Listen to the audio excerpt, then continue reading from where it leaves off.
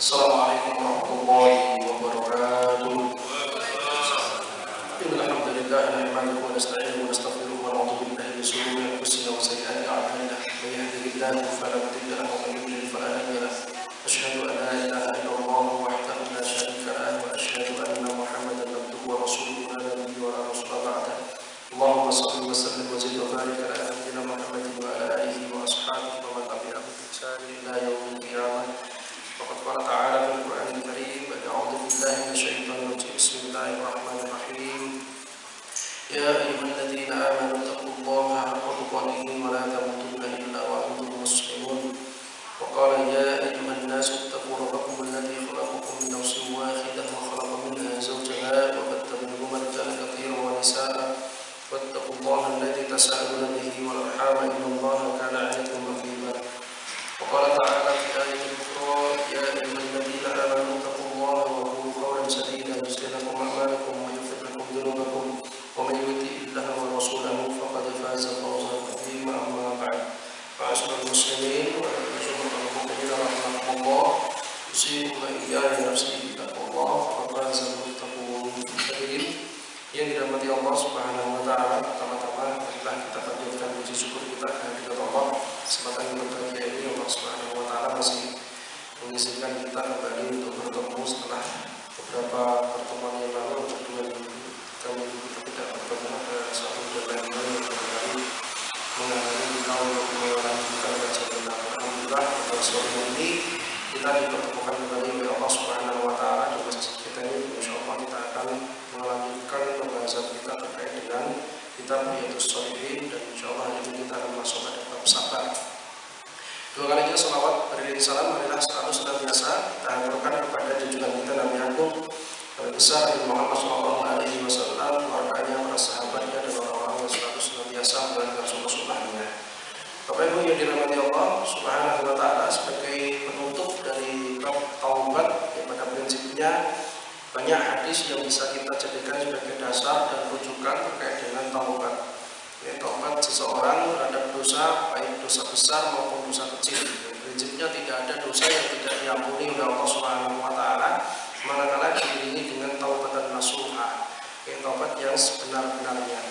Jadi kalau kita melakukan dosa besar dan kemudian sudah ditaubati sebelum diwafatkan oleh Allah Subhanahu wa taala, maka para ulama memang membagi menjadi dua terkait dosa-dosa yang berkenaan dengan hudud, dosa-dosa hudud, dosa-dosa seperti zina, kemudian dosa mencuri dan lain sebagainya, itu memang dibagi menjadi dua pelaksanaannya. Tapi pada prinsipnya selama tidak ada mahkamah syar'i yang menjadi pengambil keputusan, maka kemudian kita dikembalikan kepada hukum asal, yaitu taubat prinsipnya bisa diterima oleh Allah Subhanahu wa taala selama terucap kalimat taubat itu sebelum diwafatkan oleh Allah Subhanahu wa taala atau sebelum nyawa sampai pada tenggorokan.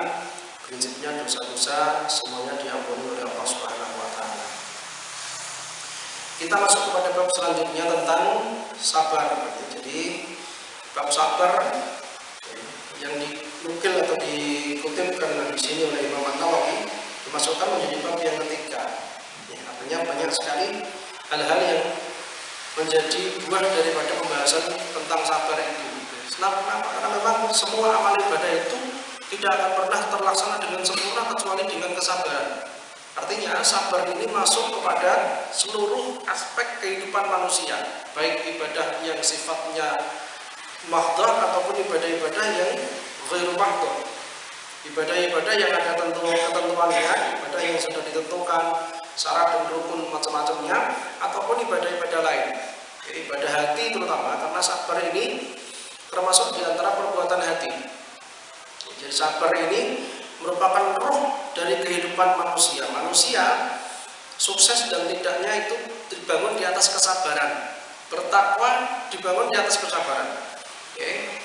Bergembira pun dibangun di atas kesabaran. Mendapatkan nikmat harus dibangun di atas kesabaran. Apalagi kalau kemudian mendapatkan cobaan, semuanya dibangun di atas kesabaran. Dalam sebuah ayat Allah Subhanahu wa taala berfirman, yang nanti barangkali kita akan ketemu, innama yuwaffas sabiruna ajrahum bighairi hisab. Karena sesungguhnya Allah Subhanahu wa taala akan menyempurnakan pahala orang-orang yang bersabar bighairi hisab, tanpa batas. Ini sebuah balasan yang luar biasa. Kalau bukan amalan besar, kalau bukan amalan yang utama dalam Islam, barangkali balasannya tidak akan sebesar itu. Maka memulai pembahasan bab sabar ini, Imam An-Nawawi rahimahullah taala beliau mengutip salah satu di antara firman Allah Subhanahu wa taala dalam Quran surat Ali Imran ayat 200. A'udzubillahi minasyaitonir rajim. Bismillahirrahmanirrahim. Ya ayyuhalladzina amanu isbiru wa sabiru wa rabitu wattaqullah. Al-ayat. Hai orang-orang yang beriman, bersabarlah kamu dan kuatkanlah kesabaranmu. Wattaqullah, dan bertakwalah kepada Allah Subhanahu wa taala. Wa rabitu wattaqullah, dan berjaga-jagalah dan bertakwalah kepada Allah Subhanahu wa taala. Quran surat Ali Imran ayat 200. Di dalam Quran surat Al-Baqarah ayat 155 Allah juga berfirman, A'udzubillahi minasyaitonir rajim. Bismillahirrahmanirrahim. Wa lanabluwannakum bisyai'in minal khaufi wal ju'i wa naqsin minal amwali wal anfusi wat thamarat wa basyyiris sabirin. Dan sungguh akan kami berikan cobaan kepadamu dengan sedikit ketakutan. Wa lanabluwannakum bisyai'in, dengan sedikit ketakutan. Minal khaufi, sedikit ketakutan, wal ju'i, kelaparan, wa naqsin minal amwal, serta kekurangan harta, wal anfus, serta jiwa, wat thamarat, dan buah-buahan, wa basyiris sabirin, maka berikanlah berita gembira kepada orang-orang yang sabar. Nanti kita lihat tafsir dari ayat-ayat ini apa saja. Di dalam surat Al-Baqarah ayat 156, surat Al-Baqarah ayat 156, Allah Subhanahu wa taala juga menyatakan, yang kemudian dikutip oleh Imam An-Nawawi dalam pembahasan kali ini. Allah menyatakan, A'udzubillahi minasyaitonir rajim. Alladzina idza asabatuhum musibah qalu inna lillahi wa inna ilaihi raji'un. Yaitu orang-orang yang apabila ditimpa musibah, mereka mengucapkan inna lillahi wa inna ilaihi raji'un. Semuanya dari Allah dan akan kembali kepada Allah Subhanahu wa taala. Kalimat istirja. Dalam surat Az-Zumar ayat yang ke-10. Surat Az-Zumar ayat 10. Allah menyatakan innama yuwaffas sabiruna ajrahum bighairi hisab. Sesungguhnya hanya orang-orang yang bersabarlah yang dicukupkan pahala mereka tanpa batas. Surat Az-Zumar ayat yang ke-10. Surat Al-Baqarah ayat 156. Kemudian surat Al-Baqarah ayat 155 ayat sebelumnya, serta Quran surat Al-Imran ayat 200. Ayat-ayat ini hadirin yang dirahmati Allah Subhanahu wa taala menjadi pembahasan yang mendasari tentang bab sabar. Jadi kalau kita berbicara tentang sabar, memang kadang-kadang kata-kata atau kalimat yang sering kali kita dengarkan, sabar tanpa batas dan lain sebagainya. Memang seperti itu, tapi realitanya sabar ini sebetulnya bukan berkenaan dengan ujian saja sebetulnya. Jadi seseorang diwajibkan untuk bersabar itu terhadap sesuatu yang berpotensi. Kalau kemudian kesabaran itu tidak disertakan, maka tidak sempurna pelaksanaannya. Makanya ibadah sholat, satu contoh misalkan sholat saja, itu pun membutuhkan kesabaran. Kalau sholat tidak sabar, maka biasanya muncul penyakit yang kedua, tidak khusyuk. Kalau sudah sholatnya tidak sabar, biasanya penyakit yang kedua yang muncul adalah hilangnya rasa khusyuk. Padahal kalau kita kembali kepada pengertian khusyuk yang selama ini kita pahami, ya, khusyuk ini memang sulit untuk diidentifikasi. Kenapa? Karena satu dengan yang lain berbeda dalam penerapannya. Disampaikan oleh para ulama. Yang ini bisa kita ambil menjadi salah satu di antara makna yang kita bisa sandarkan pada makna khusyuk, hudurul qalbi. khusyuk salah satu syaratnya adalah menghadirkan hati. Lah ketika sholat itu hudurul qalbi, kehadiran hati menjadi komponen penentu kekhusyuan seseorang. Kalau hatinya sudah dihadirkan ketika sholat, tidak ada waktu, tidak ada kesempatan baginya untuk berpikir sesuatu yang barangkali di luar sholat. Kalau hatinya sudah hadir ketika sholat, maka tidak akan pernah tersibukkan dengan yang lain. Dan biasanya kita itu akan tersibukkan dengan yang lain, faktornya banyak sekali. Satu, tidak hafal surat yang dibaca oleh imamnya, itu bikin kadang-kadang sholatnya semakin lama. Apalagi kalau kemudian bacaan yang dibaca satu surat penuh misalkan, itu sudah makmum ini paling-paling menunggu Allahu Akbar itu. Toleh gitu, ngitung. Apalagi kalau masjidnya kuno masih ada usuk, masih ada reng, ngitung reng. Kalau kita masih mending betul ketiduran. Kalau anak pondok nanti geledak-geledak gitu. Senjakapnya nanti ucul mereka jelungup barang nih, gara-gara ngantuk. Ya. Apakah kemudian seperti itu isi? Prinsipnya hudurul qalbi, menghadirkan hati di dalam setiap amalan. Jadi ini bukan hanya pengertian khusyuk dalam sholat saja sebetulnya. Jadi menghadirkan hati dalam sebuah perbuatan itu bisa membuat orang lebih fokus terhadap apa yang dikerjakan. Kenapa? Karena ibadah sholat ini selain amalul arkan, selain al-amal al-jawarih, selain amalan badan, gerak tubuh, sholat ini kembali kepada niat memang, hatinya yang ikut beribadah. Jadi semuanya kembali kepada niatnya. Innamal a'malu binniyati wa innamal likulli imri'in ma nawa. Semuanya akan kembali terhadap apa yang diniatkan. Kalau yang niatnya bagus, ya akan diberikan pahala sebaik-baiknya dari Allah Subhanahu wa taala. Dan bukan tidak mungkin sholat seseorang itu, kualitas sholat seseorang itu akan dipengaruhi secara besar terhadap kekhusyuannya bermula dari niatannya. Makanya kemudian Rasulullah Shallallahu Alaihi Wasallam ketika beliau memberikan reward, memberikan pahala, memberikan jaminan pahala dari Allah Subhanahu Wa Taala 27 derajat bagi orang yang sholat berjamaah. Ini tidak hanya sekedar sholat berjamaah sebetulnya, diuraikan oleh para ulama di situ sholat yang sebenarnya, sholat berjamaah yang memang dimaknai berjamaah, tidak hanya badannya yang di masjid, tapi seluruh dihadirkan dalam berjamaah. Tentunya diawali dengan proses taharah yang betul. Dari rumah barangkali sudah persiapan wudu, jalannya tidak tergesa-gesa. Kalau masih ada waktu lama bisa tilawatul Quran dulu, nunggu adzan, nunggu iqamah dan lain sebagainya. Sholat seperti itulah yang kemudian diberikan pahala penuh. Dan itu semuanya membutuhkan kesabaran. Semuanya membutuhkan kesabaran. Sabar untuk memanage waktu, segera ketika setengah jam sebelum datang waktu maghrib, jam 5, kalau sekarang maghribnya setengah 6 barangkali, itu sudah mulai persiapan. Makanya orang beriman itu kata Rasulullah, ya orang yang sholat itu sebagaimana orang yang di rumahnya ada depan pintunya ada sungai yang setiap hari dia lewat, setiap hari dia mandi, sehari semalam 5 kali dia mandi di sungai itu. Itu pengibaratan Rasulullah tentang sholat. Nah kadang-kadang yang seperti itu, kalau tidak sabar kita istiqomah sehari 2 hari.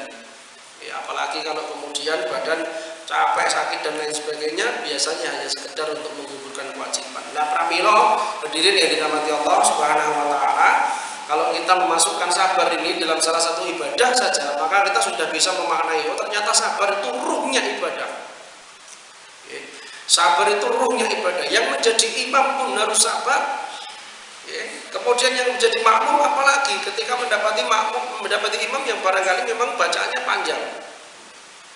Ya tentunya dikembalikan kepada kebiasaan, dikembalikan kepada kekuatannya masing-masing. Sebagaimana yang Rasulullah SAW wasiatkan kepada para dai yang beliau utus untuk menyebarkan Islam itu, ketika menjadi imam maka lihatlah orang yang paling lemah di antara mereka, kata Rasulullah. Artinya apa? Bukan gaya-gayaan, sholatnya lama dan lain sebagainya, mboten.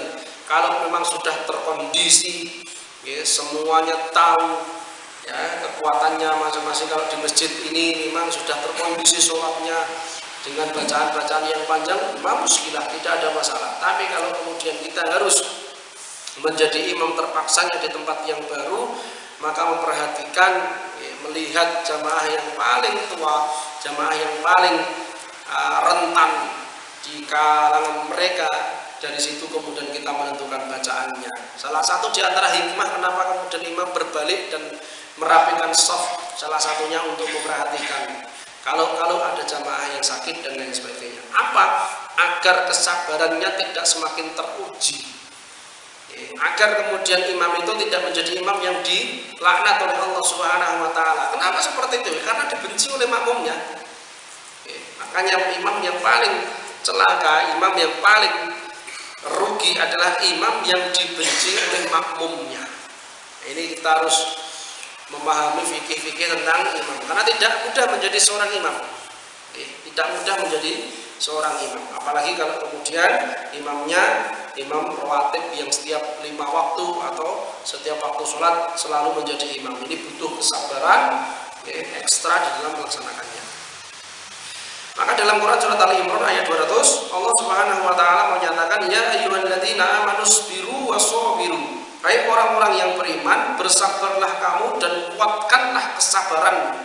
Isbiru washabiru, dipertegas lagi oleh Allah Subhanahu wa taala, menunjukkan bahwa sabar itu tidak mudah. Ini menunjukkan kewajiban bersabar. Ada penekanan dalam ayatnya, surat Al-Imran ayat 200, Allah memerintahkan, ya ayyuhalladzina amanu sabiru washabiru warabitu wattaqullah. Sebetulnya ayat ini memiliki asbabun nuzul yang cukup populer di kalangan mufassirin terkait pasukannya Rasulullah SAW yang tidak berbanding antara kaum muslimin dengan kufar, tidak berbanding. Lalu kemudian jauhnya perjalanan, kemudian sulitnya medan yang ditempuh. Kita tahu sendiri perjuangan Islam di awal-awal seperti itu. Tidak ada seperti sekarang. Kalau dulu peperangannya peperangan kolosal, head to head betul itu. Ada namanya mubarozah. Mubarozah itu perang tanding. Maka biasanya sebelum terjadi peperangan besar, ada satu yang maju dari kalangan kaum mukminin, dan kemudian dari kalangan orang-orang kufar Quraisy biasanya maju perwakilan yang paling jago, yang paling pemberani. Nah, biasanya kalau dari kalangan Islam itu ganti-ganti, tidak selalu satu orang. Yang paling sering, bukan paling sering, kita bisa melihat kemenangan Mubarozah itu dari tangan Ali radhiyallahu anhu. Itu lihai dalam perang tanding. Sa'ad bin Abi Waqqas itu juga lihai dalam perang tanding, karena mental para sahabat sudah luar biasa. Kondisinya memang dituntut berjuangnya bi amwalikum wa anfusikum. Itu fikihnya sudah masuk dalam kerangka perjuangan yang tidak hanya perjuangan dakwah saja. Tapi karena fikih itu bergerak terus, berganti-ganti, kemudian hukum jihad dan lain sebagainya bisa berubah. Maka dalam surat Al-Imran ayat 200, ya ayyuhalladzina amanu sabiru washabiru, hai orang-orang yang beriman. Kita ingat lagi pembelajaran yang telah lalu, ketika ada ayat yang diawali dengan ya ayyuhalladzina amanu, maka Allah hendak memberikan pesan kepada kita sesuatu yang penting. Kalau bukan kabar gembira, ancaman, kalau bukan ancaman, peringatan, kalau bukan peringatan ya kabar sedih. Intinya kalau tidak ada peringatan, ada kabar gembira, ada kabar buruk, ada sesuatu yang harus kita kerjakan, ada yang harus kita perhatikan. Maka Ibnu Abbas ketika menafsirkan ayat-ayat yang diawali dengan ya ayyuhalladzina amanu, beliau mengatakan ketika kita membaca melewati ayat yang diawali dengan ya ayyuhalladzina amanu, di situ terkandung pesan dari Allah Subhanahu wa taala agar kita itu memasang betul-betul perhatian kita, memusatkan betul-betul perhatian kita terhadap apa yang kita akan dengar dilaksanakan, atau Allah akan memberikan larangan untuk ditinggalkan, kata Ibnu Abbas. Jadi kalau ada ayat ya ayyuhalladzina amanu, maka khitabnya orang-orang yang beriman, yang diajak bicara atau yang akan diberikan komandonya adalah mereka orang-orang yang beriman. Pahami loh, ketika kita bertemu dengan ya ayyuhalladzina amanu, biasanya akan ada perintah yang Allah perintahkan. Kalau tidak berisi perintah, setelah itu maka akan ada larangan yang Allah akan minta kita untuk menjauhi, atau kabar gembira atau kabar buruk. Peringatan, bukan kabar buruk, kabar gembira atau peringatan. Nah, kita lihat dalam ayat ini apa? Dalam ayat ini Allah Subhanahu wa taala setelah menyeru orang-orang yang beriman, orang-orang yang beriman, isbiru wasobiru. Ini berarti perintah. Setelah seruan ya ayyuhalladzina amanu, Allah mengatakan bersabarlah kalian, tidak berhenti sampai di situ. Perkuat kesabaranmu. Kenapa? Karena dalam momen-momen tertentu, dalam kondisi-kondisi tertentu kehidupan kita itu, sabar saja tidak cukup kalau kemudian tidak dikuatkan dengan kesabaran berikutnya. Jadi kesabaran yang sudah besar itu kadang-kadang belum cukup untuk menjadikan kita hatinya tenang, maka harus ditambah dengan kesabaran berikutnya. Kenapa? Karena memang kadang-kadang ujian tidak hanya datang sekali. Dalam kehidupan kita atau dalam satu momen tidak, kadang-kadang ujian tidak datang sekali. Kita ingat waktu zaman-zaman corona awal-awal itu ada satu keluarga yang bergiliran diwafatkan oleh Allah Subhanahu wa taala. Tidak hanya sekali. Pagi kakungnya, sorenya Mbah Utinya, kemudian ganti berapa hari siapanya lagi, tidak selesai. Makanya kemudian Allah peringatkan dalam surat Al-Imran, ya ayyuhalladzina amanu isbiru wasabiru, bersabar dan kuatkan kesabaran. Nah, ini khitab konteksnya sebetulnya kan dulu di medan pertempuran. Para tentara-tentara Islam, bersabarlah dan kuatkanlah kesabaranmu. Dalam ayat yang lain, kam min fi'atin qalilatin ghalabat fi'atan katsiratan biidznillah. Berapa banyak kelompok yang kecil dimenangkan oleh Allah Subhanahu wa taala melawan kelompok yang jumlahnya lebih besar. Kam min fi'atin qalilatin ghalabat fi'atan katsiratan biidznillah. Berapa banyak kelompok-kelompok kecil yang menurut kita itu lemah, menurut kalian itu lemah, kata Allah, namun kemudian dimenangkan atas kelompok-kelompok yang besar jumlahnya biidznillah, atas izin Allah Subhanahu wa taala. Perang Badar misalkan salah satu contohnya, jumlah yang tidak seimbang, perang Uhud barangkali semuanya. Kalau perang Uhud itu di tengah-tengah motivasi menang, jadi ada muncul rasa overconfidence, terlalu percaya diri, pasukan yang ditempatkan di gunung kemudian turun semua karena melihat ghanimah dan lain sebagainya. Akhirnya tempat yang ditempati kaum muslimin oleh Khalid bin Walid diputari dan naik gantian, panai dari atas, akhirnya kemudian kalah di dalam perang Uhud. Dalam perang Badar sebetulnya tidak terencana. Perang Badar dalam salah satu kitab sirah yang mu'tabar, Nurul Yakin, atau dalam kitab sirahnya Sofiyur Rahman Mubarakfuri itu juga disebutkan seperti itu. Tidak niat sebetulnya, hanya pengen niat mencegat dalam salah satu rombongannya Abu Sufyan, lalu kemudian bocor sampai ke Mekah. Setelah itu orang-orang kafir Quraisy Mekah mengumpulkan seluruh orang-orang Mekah yang terprovokasi untuk melakukan perlawanan karena kabarnya Rasulullah ingin mencegat Abu Sufyan. Akhirnya kemudian terjadilah pertempuran yang terjadi dalam Islam itu, Badar dan sebagainya. Nah, di situ Allah mengatakan isbiru wasabiru, bersabarlah kalian dan kuatkanlah kesabaranmu. Jadi keumuman dari lafaz ini kita bisa mengambil kesimpulan dalam hidup itu terkadang ujian tidak hanya sekali. Problem-problem dalam kehidupan kita itu tidak hanya sekali, 2 kali, 4 kali, 3, bertubi-tubi kadang-kadang. Dan itu sunatullah. Sunatullah. Dalam sebuah hadis Rasulullah mengatakan, barang siapa yang dikehendaki baik oleh Allah Subhanahu wa taala, man yuridillahu bi khairan yusib minhu. Barang siapa yang dikehendaki baik oleh Allah Subhanahu wa taala, maka dia akan diuji. Asoba yusibu, akan diuji, yusib minhu, akan diuji dengan musibah, ya, akan dicoba dengan musibah. Artinya apa? Artinya hikmah di balik musibah itu Allah ingin menaikkan kita, ya, jadi derajatnya mau dinaikkan. Kalau bahasa orang sekarang mau dinaikkan kelas, ya. Ketika diuji oleh Allah Subhanahu wa Ta'ala, maka akan dinaikkan kelasnya, grade-nya dinaikkan menjadi lebih baik.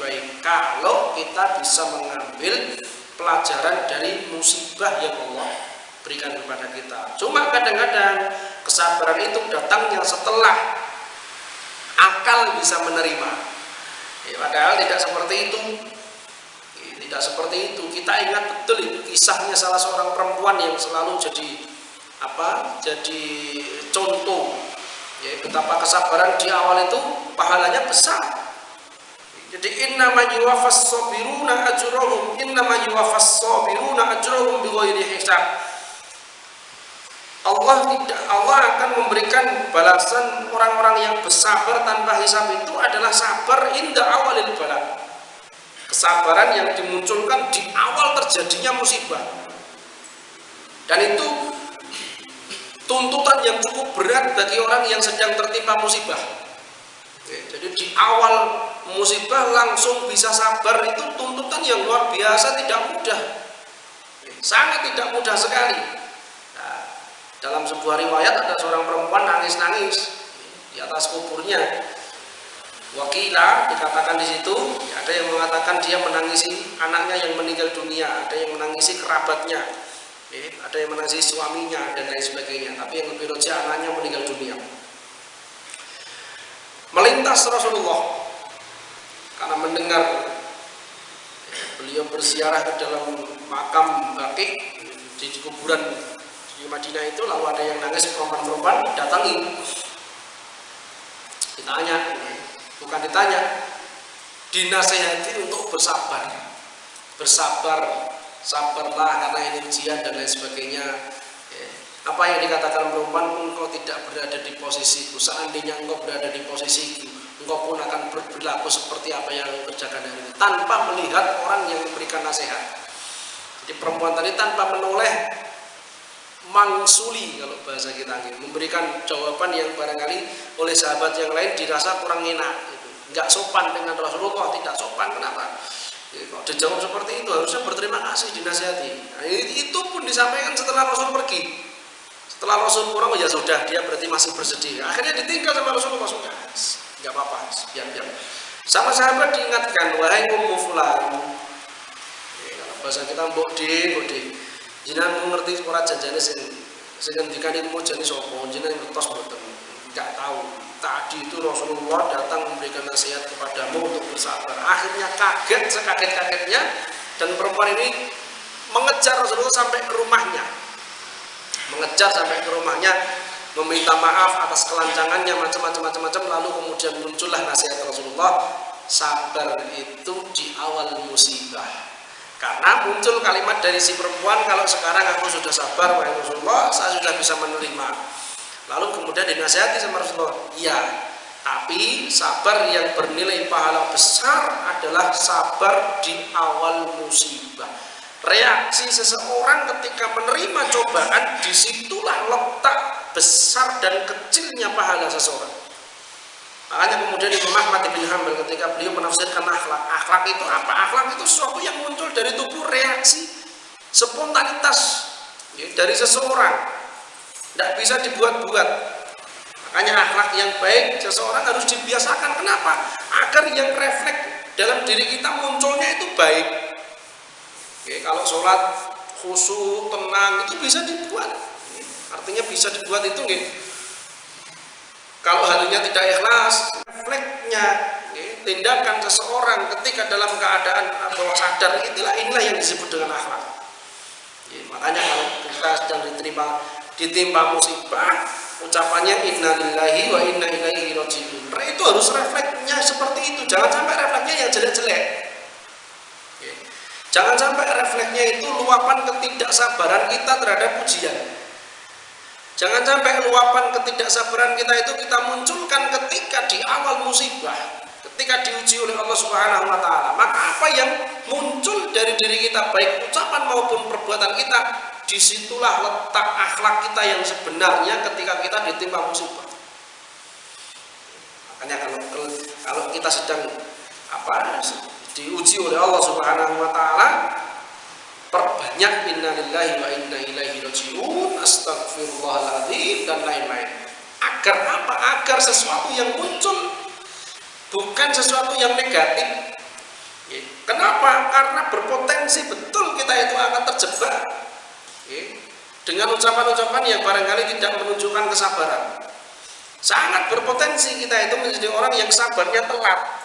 Sabarnya telat, sudah berlalu puluhan tahun itu baru bisa menerima, sudah berlalu sekian hari baru bisa menerima, meskipun itu juga bagus. Tapi kata Rasulullah, sabar di awal musibah lah yang pahalanya besar, karena menentukan berikutnya. Kalau sabar di awal musibah, maka berpikirnya pun positif. Dia tidak akan pernah berlarut-larut dalam kesedihan, tidak akan pernah terbelenggu terus dengan kekecewaan. Yang ada segera, life must go on. Hidup berlalu terus, hidup harus tetap jalan. Ujian berlalu, kehidupan pun harus berlalu. Jangan sampai kemudian semangat kita terbawa oleh orang yang barangkali diwafatkan oleh Allah Subhanahu wa taala, anak kita atau siapapun yang kita cintai lalu diwafatkan oleh Allah. Jangan sampai semangat hidup kita itu ikut terbawa sehingga kemudian meninggalkan kita. Inilah fungsinya kesabaran, sehingga kemudian kesabaran itu betul-betul memberikan ruh dalam kehidupan kita. Jangan sampai kemudian putus asanya kita itu berlarut-larut. Gara-gara kita tidak sabar, maka kemudian banyak potensi kebaikan-kebaikan yang seharusnya bisa kita kerjakan tapi tidak kita kerjakan gara-gara kita nggak sabar. Harusnya sudah bisa seperti biasa, sholat khusyuk lagi, semangat lagi bekerja dan lain sebagainya, tapi gara-gara barangkali diuji, orang yang dicintai, orang-orang keluarganya yang terkasihi diwafatkan oleh Allah Subhanahu wa taala, akhirnya kemudian kehilangan semangat di dalam kehidupan. Ini yang berbahaya. Atau yang lebih berbahaya lagi adalah kehilangan semangat dalam beribadah. Itu ya yang bisa kita ambil dari Quran Surat Al-Imran ayat 200. Artinya kesabaran itu barangkali tidak hanya sekali, ujian tidak hanya sekali, tapi bisa bertubi-tubi. Oleh karenanya Al-Imran ayat 200 Allah tegaskan kesabaran itu dengan memperkuat kesabarannya. Isbiru wa sabiru, perkuatlah kesabaran. Lalu kemudian Quran Surat Al-Baqarah ayat 155. وَلَنَبْلُوَنَّكُمْ بِشَيْءٍ مِنَ الْخَوْفِ وَالْجُوعِ وَنَقْصٍ مِنَ الْأَمْوَالِ وَالْأَنْفُسِ وَالثَّمَرَاتِ وَبَشِّرِ الصَّابِرِينَ. Dalam Al-Baqarah 155 ini macam-macam bentuk ujian kehidupan manusia. Dari ayat ini kita bisa mengambil pelajaran tentang macam-macam ujian yang ditimpakan oleh Allah Subhanahu wa taala dalam kehidupan manusia. Walanabluwannakum, dan sungguh akan kami berikan cobaan kepadamu. Cobaan kepada orang-orang yang beriman. Tentang apa saja yang dicobakan oleh Allah? Rasa takut. Dimunculkan dalam hati rasa takut, rasa khawatir. Dimunculkan sedikit kekurangan, kelaparan, kurangnya harta, hilangnya harta, kematian seseorang, hilangnya nyawa seseorang, diwafatkan oleh Allah, watsamarat, kurangnya buah-buahan, dan berikanlah berita gembira kepada orang-orang yang sabar. Berikanlah kabar gembira kepada orang-orang yang sabar. Dalam ayat yang lain, hadirin yang dirahmati Allah Subhanahu wa taala, Allah menyatakan bahwasanya tidak mungkin tidak diuji. Grade keimanan itu akan selalu ditingkatkan dengan cara diuji. Wala tahsabanna alladziina qutilu fi sabilillahi amwat. Janganlah mengira orang-orang yang terbunuh di jalan Allah Subhanahu wa taala itu mati, mereka itu hidup. Dalam ayat itu. Juga dalam ayat yang lain yang berkenaan dengan orang yang beriman itu pasti akan diuji. Ahasiban nas ayyutraku ayyaqulu amanna wa hum la yuftanun. Ahasiban nas, Apakah manusia akan mengira mereka akan dibiarkan begitu saja setelah mengucapkan keimanan? Wa hum la yuftanun, sementara kemudian tidak diuji. Ini ayat yang menegaskan bahasanya keimanan seseorang itu pasti akan dimintai pertanggungjawaban atas ujian-ujian yang ditimpakan ke mereka. Istiqomah atau tidak, sabar atau tidak. Makanya kesabaran ini juga diuji oleh Allah Subhanahu wa taala dengan kalimat ahasiban nas. Apakah manusia itu mengira? Berarti banyak manusia yang mengira ketika sudah beriman sudah selesai, tidak ada ujian. Padahal tidak seperti itu. Ahasiban nas ayyutraku ayyaqulu amanna. Apakah manusia mengira kalau mereka sudah melafadzkan keimanan, mereka sudah beriman, kalau kita tafsirkan dalam kehidupan kita sudah menjadi baik, sudah hijrah dan lain sebagainya, lalu mereka tidak diuji? Tidak, semakin beriman maka ujiannya akan semakin berat. Ayyutraku ayyaqulu amanna wa hum la yuftanun. Apakah mereka mengira, manusia itu mengira akan dibiarkan begitu saja setelah mengucapkan, mengikrarkan keimanannya dan tidak diuji? Tidak mungkin, pasti akan diuji oleh Allah Subhanahu wa taala. Makanya kemudian dalam Quran surat Al-Baqarah ayat 155 ini bentuk-bentuk ujian dalam hidup yang barangkali lebih berwarna, lebih bermacam-macamnya. Ini hanya gambaran-gambaran formal saja. Gambaran formalnya apa ya? Namanya ujian, kadang-kadang ada rasa takut, berkenaan dengan mental itu hati, berkenaan dengan kelaparan, lapar, kekurangan perut dan lain sebagainya, atau berkenaan dengan jiwa. Ini muara ujian ini tercantum di dalam surat Al-Baqarah ayat 155. Ini semuanya pokok-pokok ujian kehidupan manusia. Kalau berkenaan dengan kehidupan kita, kadang-kadang kita diuji dengan kekurangan ekonomi, kebutuhan yang banyak, lalu kemudian ada musibah yang tersedot kebutuhan kita itu untuk menyelesaikan musibah itu semuanya. Maka yang paling beruntung adalah idza asabatuhum musibah qalu inna lillahi wa inna ilaihi raji'un. Orang-orang yang apabila ditimpakan musibah kepada mereka, maka mereka mengucapkan inna lillahi, sesungguhnya kami ini milik Allah Subhanahu wa taala, semuanya milik Allah Subhanahu wa taala, wa inna ilaihi raji'un, dan kelak akan kembali kepada Allah Subhanahu wa taala. Artinya kalimat istirja ini bentuk puncak daripada keimanan seseorang ketika ditimpa musibah. Meyakini semuanya dari Allah Subhanahu wa taala, kesehatan dari Allah, kelapangan dari Allah, kecukupan dari Allah. Suatu saat kemudian dikurangi sedikit, wa naqsim minal amwal, sedikit dari hartanya dikurangi barangkali, atau pinsai minal khauf, sedikit dari ketakutan diberikan kepada kita dari Allah Subhanahu wa taala. Ya kemudian harus sabar. Harus sabar, inna lillahi wa inna ilaihi raji'un. Karena sesungguhnya semuanya dari Allah dan akan kembali kepada Allah Subhanahu wa taala.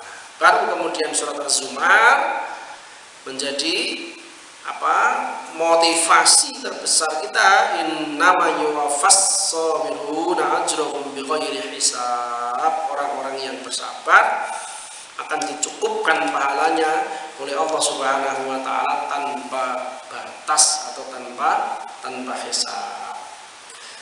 Hadirin yang dirahmati Allah Subhanahu wa taala, sabar bisa dimunculkan dalam berbagai asta'inu bis-sabri was-shalah innallaha ma'as-sabirin. Maka jadikanlah sabar dan sholat sebagai penolongmu. Sesungguhnya Allah beserta orang-orang yang sabar. Wasta'inu bis-sabri was-shalah innallaha ma'as-sabirin. Menjadikan sabar dan sholat. Ini dua kombinasi amal besar di dalam Islam. Kesabaran kita tahu sendiri adalah ruh dari setiap ibadah, sementara sholat adalah puncak-puncaknya ibadah di dalam Islam. As-sholatu imaduddin, sholat itu tiangnya agama. Nah, amalan besar yang kemudian dipadukan dengan amalan yang tidak kalah besarnya. Kita tahu sendiri, sholat itu perintahnya istimewa dari Allah Subhanahu wa taala yang kemarin kita bahas. Perintahnya luar biasa istimewa dari Allah, yang biasanya itu malaikat Jibril turun untuk menyampaikan wahyu. Sholat ini Allah yang menerbangkan Rasulullah, memperjalankan dari Masjidil Haram menuju ke Masjidil Aqsa, dari Masjidil Aqsa kemudian dinaikkan ke Sidratil Muntaha untuk menerima perintah sholat. Cuma kadang-kadang kita itu meremehkan sholat, kita tidak menghargai di balik perintah sholat itu ada sebuah keagungan yang luar biasa. Seandainya kita tahu, maka tidak akan kita meremehkan sholat. Di samping perintah sholat adalah perintah yang agung dalam Islam, di dalam sholat juga merupakan salah satu cara agar kita kemudian segera pulih dari cobaan, atau agar kita segera diberikan jalan keluar dari ujian itu. Kita laksanakan sholat dan sabar. Hadirin yang dirahmati Allah Subhanahu wa taala, alhamdulillah semua ayat yang menjadi mukaddimah dalam bab sabar ini sudah kita bacakan. Yang terakhir surat Muhammad ayat 31, "Wa lanabluwannakum hatta na'lamal mujahidina minkum was-sabirin." Allah akan menguji siapa saja sampai diketahui siapa-siapa yang mereka bersungguh-sungguh, dan siapa-siapa yang kemudian menjadi orang-orang yang sabar. Surat Muhammad ayat 31. Walanabluwannakum hatta na'lamal mujahidina minkum was-sabirin. Ujian itu kadang-kadang untuk mengetahui siapa yang benar-benar sungguh-sungguh dan siapa yang benar-benar bersabar. Itu salah satu di antara tujuan daripada ujian yang diberikan oleh Allah Subhanahu wa taala. Minggu depan atau minggu depannya lagi insyaallah kita akan masuk kepada hadis yang pertama tentang bab sabar. Serta hadis-hadis berikutnya yang berkenaan dengan sabar cukup banyak insyaallah dalam bab sabar ini. Mudah-mudahan kita bisa mengambil manfaat dari setiap hadis yang disampaikan oleh Imam An-Nawawi berkenaan dengan bab sabar yang akan kita selesaikan. Aku qouli hadza wa astaghfirullah li wa lakum wa li sairil muslimin min kulli dhanbin fastaghfiruhu innahu huwal ghafurur rahim. Wa qul rabbik